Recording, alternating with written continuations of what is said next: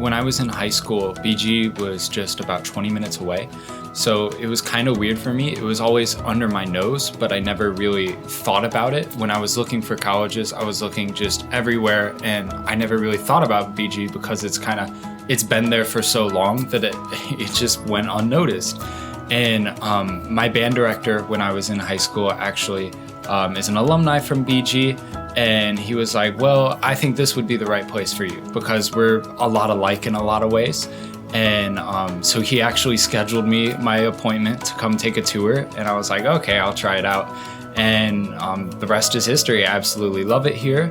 And I think being kind of a local student, it's perfect for me because I have just the right level of independence, where it's like I'm only about 20 minutes away from my family. So I don't see them every day, but when I need dress clothes or forgot a tie or something like that, they can always come to my rescue, which is really great for me.